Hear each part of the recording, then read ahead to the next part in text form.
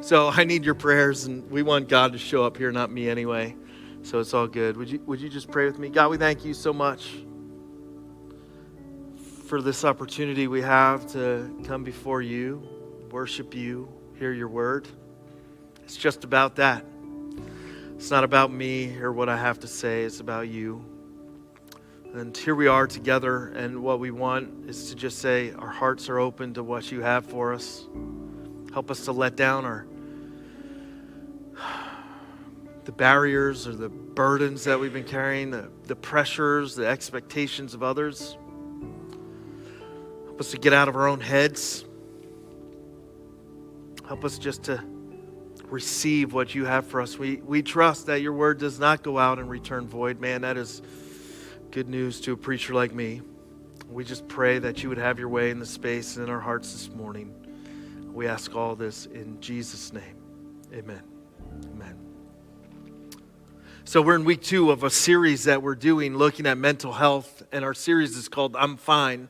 In the darkest moments of my life, if you would have asked me how I was doing, I would have looked you dead-eyed in the face and been like, I'm fine.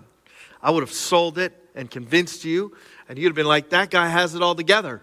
He never struggles with anything. He's always good. And I was not good. I was far from good.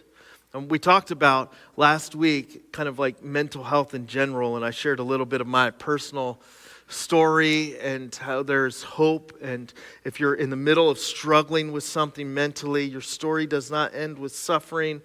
And we looked at the invitation Jesus gave. That was like the main anchor. We talked a little bit about Elijah, which we'll talk about today. Again, a little bit deeper. But the invitation from Jesus was this: come to me. You weary, tired, burdened, worn out, burnt out, pressed, anxious, run around in fear, lonely, whatever you got, come to me. All who are weary and heavy laden, and I will give you rest. Take from me what I have for you. My yoke is easy, my burden is light, and you will find what you need for your souls. Mental health is for real. The struggles we have, the anxiety we face nowadays, just the feeling of loneliness or isolation or depression or the multitude of things that you have been dealing with or your friends have been dealing with that we are going to cover in this 6 to 8 week series.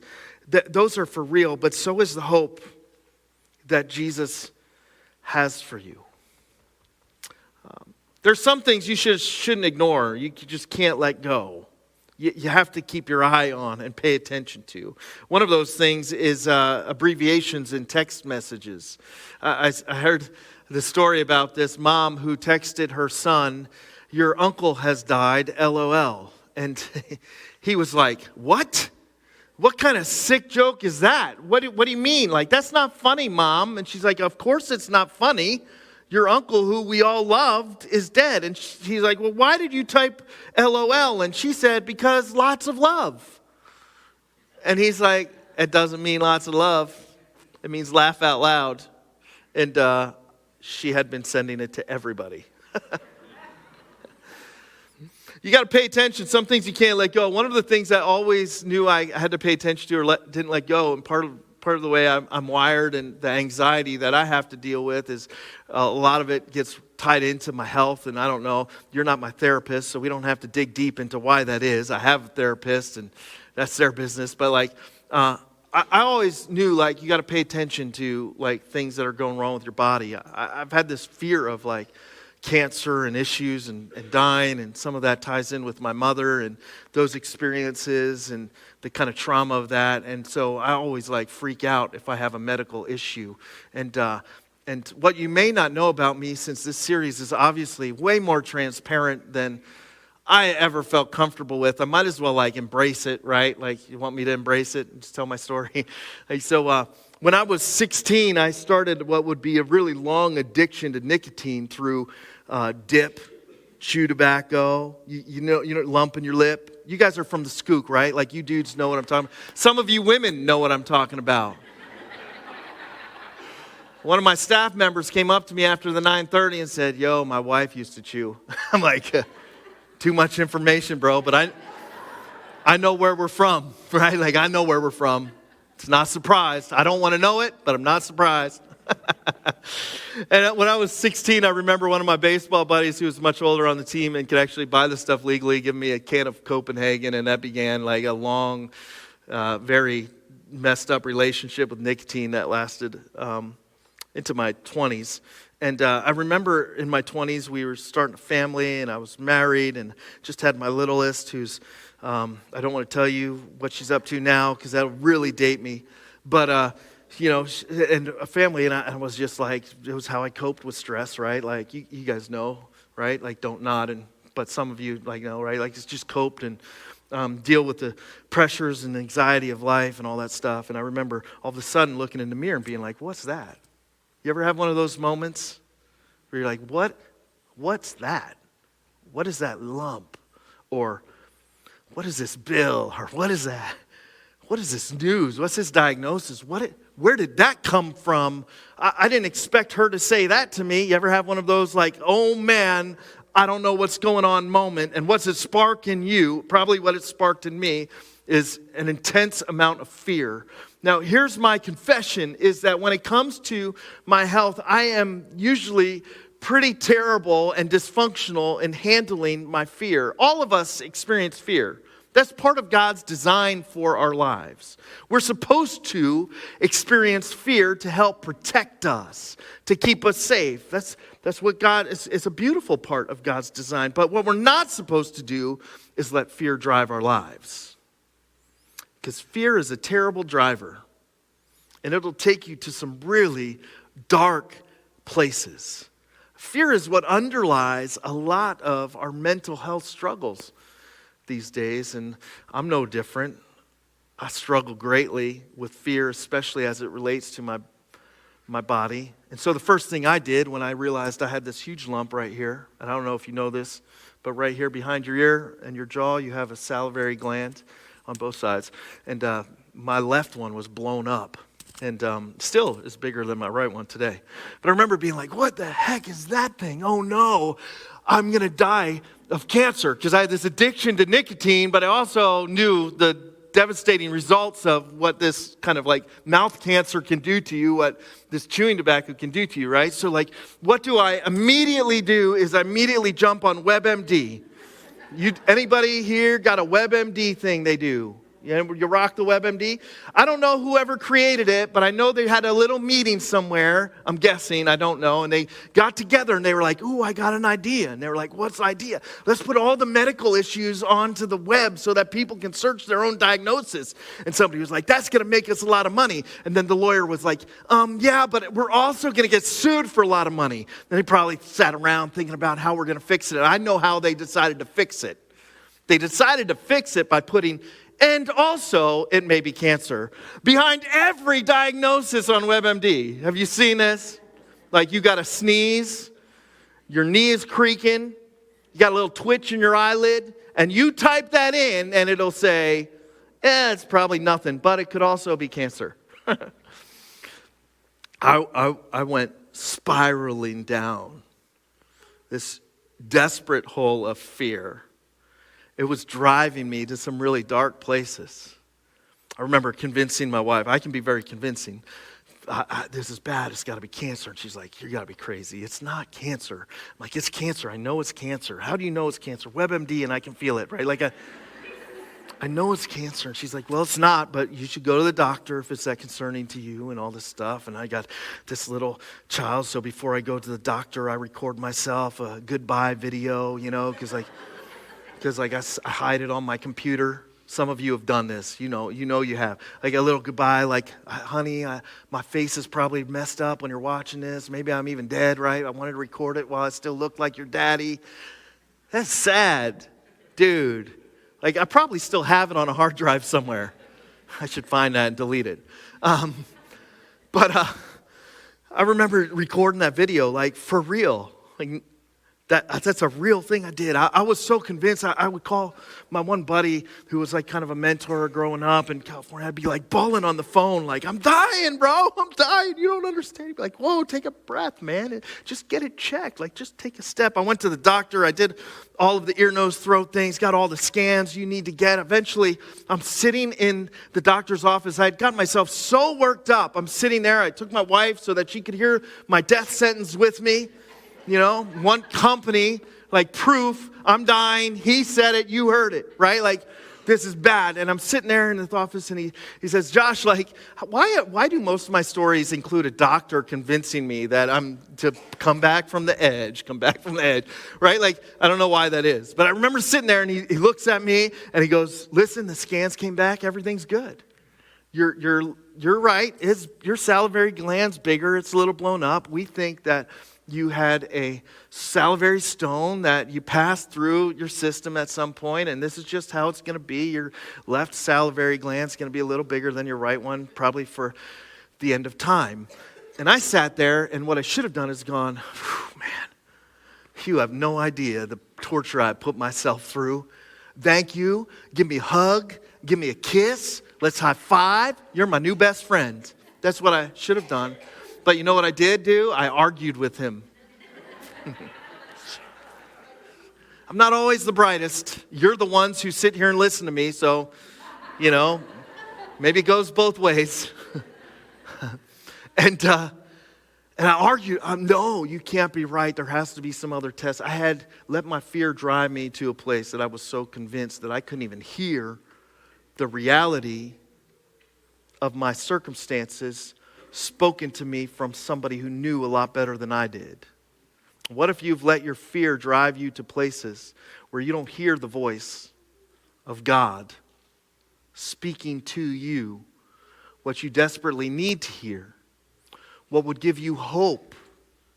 What would free you up? The doctor finished his speech looking at me and arguing with me and just blew me off and turned to my wife and said the same exact thing he said to me and said, you tell him, and kicked me out of his office. Fear drives you into some really bad and dark places. And it's one of those things that you cannot let in the driver's seat of your life. When fear is in the driver's seat of your life, faith is in the back seat.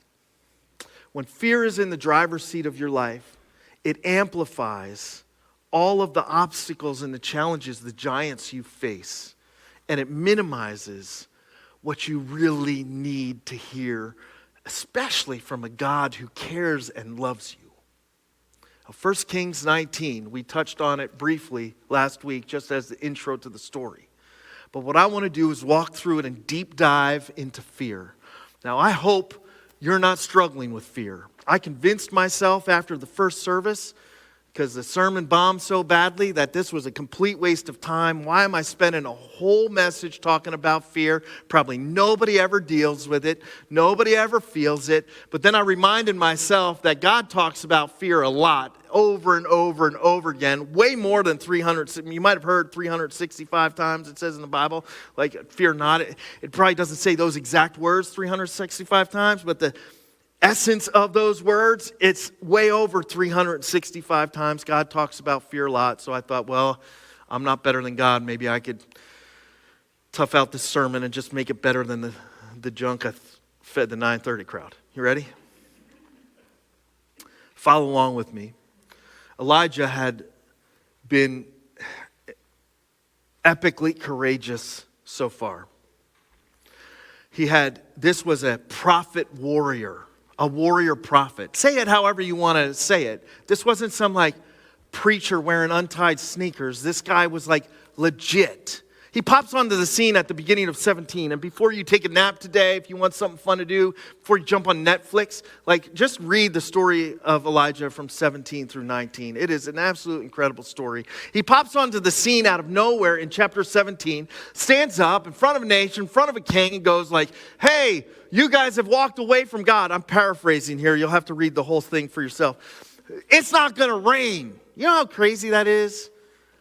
That's some boldness. That's some courage.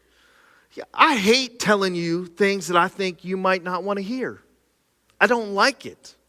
It's not, I got to do it. It's my job. It's my calling, right? But like, it takes courage sometimes to speak hard things to people, you know. It's taking you courage to speak hard things to people you love.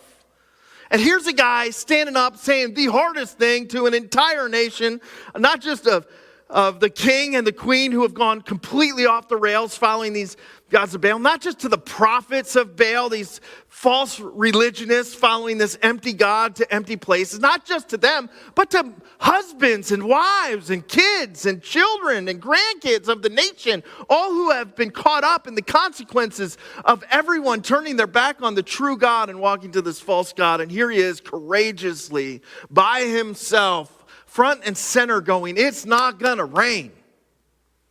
It's not going to rain. You guys have turned your hearts away from God. Turn back to him. This is the consequence of chasing these idols. That's some courageous stuff. This guy was tough. He went and lived by a brook. God fed him with birds. Like that's opposite of what should happen at a park, right? People feed birds at a park. The birds are feeding. It's a crazy story. And then the brook dries up. And so Elijah, he goes to this woman's house and he's like, hey, can I have a little bit of food? And she's like, actually, sir, you can't because this is all I have. I'm going to cook the last meal for me and my son, and then we're going to die of starvation. And he goes to her, that's great. Could you just make me a small loaf first? That's some courage and confidence. Oh, don't worry about it. You're not going to die. You're going to have enough for everything else you want to do, right? Like God's going to show up. You know how courageous that is to say that to somebody? Yo, you can't see it, but trust me. Just make me a little bit of bread out of the last stuff. I heard all that dying thing, but you don't got to worry about it. God's going to take care of you. He is a courageous guy. He goes up eventually to Mount Carmel, where they have this showdown between the prophets of Baal and him, 400 plus prophets of Baal and him, calling out to God. And we talked a little bit about it last week, and you can read it for yourself or jump into it. But there he is at this showdown in front of an entire nation, saying, this is the true God. Watch. Brings up water, covers the altar with water so that the trench around it is full. It's drenched with the bull on it, and prays to God, and fire comes from heaven and lights it up. He then wipes out all the prophets of Baal, goes to the edge of the mountain, prays that it would rain, and a cloud forms and brings rain. That is some courageous stuff. This guy is a warrior prophet. But then all of a sudden here in 19 it says Ahab the king told Jezebel the queen everything Elijah had done and how he had killed all the prophets with the sword. So Jezebel sent a message to Elijah to say, may the gods deal with me, be it ever so severely, if by this time tomorrow I do not make your life like one of them. Elijah was afraid and ran for his life. Write this down. Fear amplifies. And when it amplifies one thing, it minimizes something else. It's actually part of the design, right? If you have a tiger chasing you, you need to be paying attention to the tiger, not Candy Crush on your phone, right? Like, it's supposed to like get your attention. Like if that fire is going to consume you, you better pay attention to the fire. Like by God's design, when we fear something, it heightens our attention to that thing, and it amplifies it, and then we can respond, hopefully, appropriately. The problem is, fear untethered over amplifies. And some of you are looking at your circumstances right now going, I'm never going to make it. We're never going to pay this off. I'm never going to be healthy. This is going to kill me. I'm going to be alone forever. You're thinking things like that. It's not because it's the reality of your circumstances. It's because you've been letting fear drive. And it has over-amplified the thing you fear. Your giant's too big because fear is in your driver's seat. I've been there, man. Like lots. I get it. And the real problem is when you let fear untethered amplify your giant, it minimizes God's voice. Elijah was afraid and he ran for his life. When he came to Beersheba in Judah, he left his servant there while he himself went a day's journey into the wilderness. He came down to a broom bush, sat down under it, and prayed that he might die.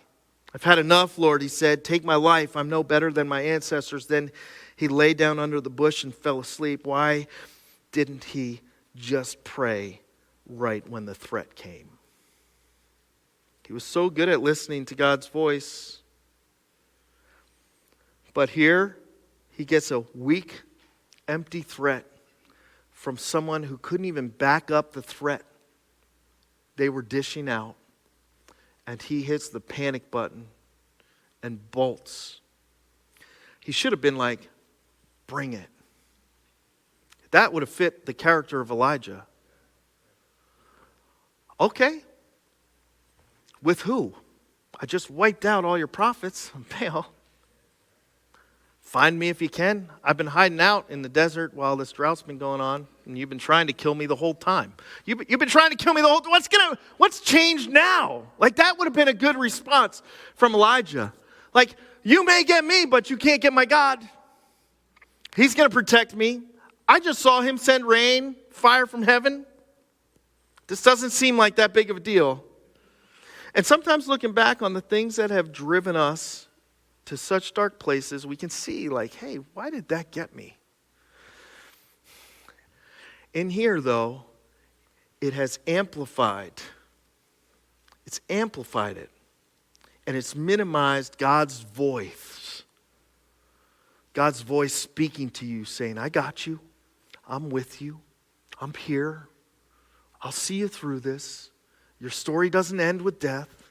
Doesn't end with suffering. There's hope. I'll bring good out of the bad." All the promises he lays out, we don't even hear them. Fear, it amplifies our obstacles, and when it does so, it minimizes the truth that God has for us to help see us through. It also isolates you. It's significant that it mentions that he left his servant behind and continued on 40 days, 40 nights. Talk about a panic-driven, fear-driven trip to the desert. It's interesting, though, it lets you know, like in there, that it leaves the servant behind. It doesn't tell you that the servant's with him, does it? It just mentions that he leaves them there. That's significant because fear also isolates you. As you start thinking it's only me stuff. I'm the only one who's dealing with this. I can't get through this. There's a lot of I things in there. You know what I found so encouraging when I hit the toughest spots in life? Knowing that other people have been through it too. And God has seen them through every step of the journey. That's so encouraging to me. I'm not by myself. And God's provided me with people to help me walk through this journey. You're surrounded by people that God has called. Now, we may not always be awesome at it, but we should be trying to be. God has called us to walk with each other, to carry each other's burdens, to help each other through the tough stuff in life. Maybe you're not dealing with fear. Maybe you should, if you're not, maybe you could help somebody who is. We're supposed to be with each other. He goes on and just further and further, right? And he's just so depleted. He collapses by this bush and he prays that he would die. And the angel touches him and says, "Get up and eat." And he looks around, and there by his head was some bread baked over hot coals and a jar of water. And he ate and drank and lay down again. He's so depleted. A side note, it's getting way easier for me to read my Bible when it's laying all the way down here, and a lot harder when it's all the way up here. Man, 30s are something. They really get you. That wasn't funny. What are you laughing about? He's so depleted. He collapses. He's not even going to make it running in the wrong direction to where God plans on meeting him. He's not going to make it because he's so depleted. So the angel touches him and feeds him, and then the angel, he lays back down and passes out again, and the angel of the Lord comes back a second time and touches him and says, "Get up and eat. This journey's too much for you." So he gets up and he eats, and then he's finally has enough strength to continue traveling the 40 days and 40 nights in the wrong direction to where he eventually will meet God and God will send him back. He's so depleted. Your fear depletes you. What if you're exhausted just because you've been letting fear drive and not your faith? Here's the thing about your body is your imagined fears, your body responds to as if they are real fears. And so this whole flight and fight thing you can kick off with your imagination. Get the adrenaline pumping with your imagination. All the physical things, but the problem with an imagined fear is the imagined solution doesn't help. Your body keeps driving on that, I gotta get somewhere safe, or this problem needs to be removed until it feels completely confident that you are in a safe space and that the object has been removed. But with your imagined fears, there's no object to remove. There's no safe space to get to. It takes a lot of work to unwind that stuff. It depletes you. Maybe the exhaustion. I know we're busy and there's enough we have lots of schedules that are exhausting. But maybe we are adding to how run down we feel because we have been letting fear go untethered in our lives. Fear also ends up putting us on repeat with negative thinking. He gets to the mountain and he goes up on the mountain and God says, "What are you doing here?" I love that because it's like you don't belong in this space right now. You're here, I'm going to meet you here, but what are you doing? He goes and he says, "I've been very zealous for the Lord God Almighty. The Israelites have rejected your covenant, torn down your altars, and put your prophets to death with the sword. I'm the only one left. Now they're trying to kill me too." God says, "Go stand on the mountain in the presence of the Lord, and God is going to pass you by." This is the same thing he repeats later at the end of this after he has this encounter with God. The same exact thing. And none of it was true. He wasn't the only one left. It wasn't everybody that had turned their back on God. In fact, God says, I got 7,000 people that have never even thought about it. They've never even kissed Baal. They never even turned to him. I got 7,000 faithful people. You're not by yourself. You're not by yourself. But in his mind, this negative thinking that is being replayed over, it's like a loop just perpetuated by the fears that he's leaving go untethered in his life, just keeps hitting these lies over and over and over again, making him feel more isolated, more alone, like there's less help. And maybe you bought into some lies because you've let fear play this loop for you.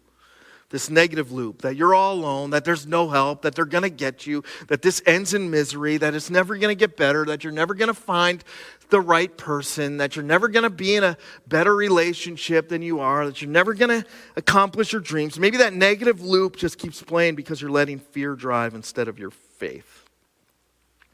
Fear will drive you into some dark places. But there's a lot of hope found in this passage, too.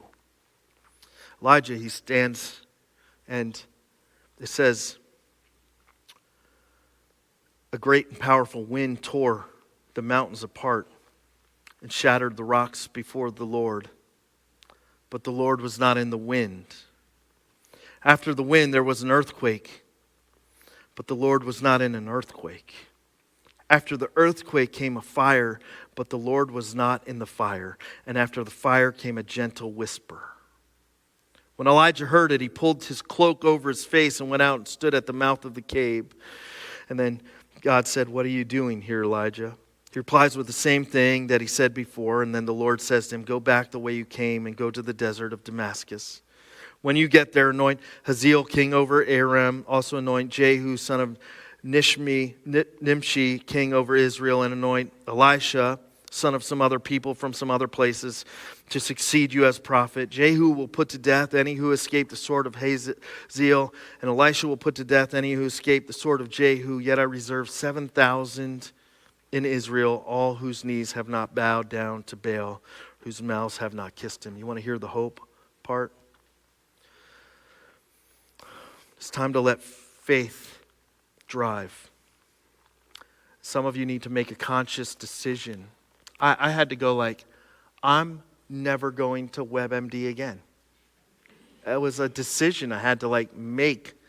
I have people that hold me accountable to that, right? It's like sometimes you just gotta Joshua in Joshua chapter 1, you can read that later. He's given a huge task, a huge thing, and God says, be strong and courageous.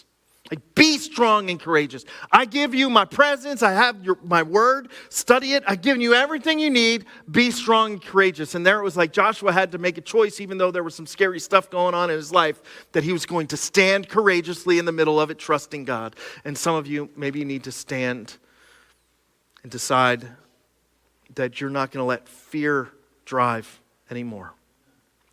Here's how I get there. Because it's easy to say and hard to do. Here's how I get there. One, I have to know His presence. He met the presence of God up on that mountain through the angels who fed him and nourished him. Now, here's what you need to know. Know, not feel. It's not, I need to feel the presence of God. That's what people search for. That's why some people come to this church because they just want to, I want to sing songs that give me the goosebumps. You know, I want a little tear to trickle out. I want to feel something in church. It's not about feel. It's not, I need to feel God's presence. That's weak sauce. I want to know His presence. You can't always feel Him. You can't always see what He's doing. But if you know Him, you can trust that He's there anyway. He's with you wherever you are. I want to know. Your feelings will lie to you. His presence is always there. You can know it, even when you can't feel it. And here's what you know when you know His presence. You know He's bigger than what you fear. He's bigger than what you fear. Here's the second thing that helps me stand courageously. I need to see His provision. Fear blinds. Fear makes our memory short. I need to see how He has been there for me in the past. I need to see that He's doing something in the middle of my now. I need to see that His promises will hold up for me in the future. Psalm 34:8, taste and see that the Lord is good. Experience and look for it. Look for it. I need to know His presence and I need to see His provision. And then last, I need to hear His voice. Isn't it interesting that His voice was not in the earthquake or the great wind? It wasn't in the fire that consumed the mountain. Those are the things we expect or want. God just makes something big.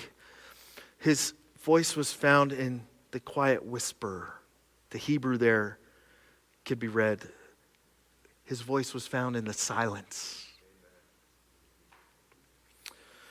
And I can't tell you how important it is, if you have been letting fear run untethered in your life, to slow down, quiet yourself before the Lord, and listen for His voice.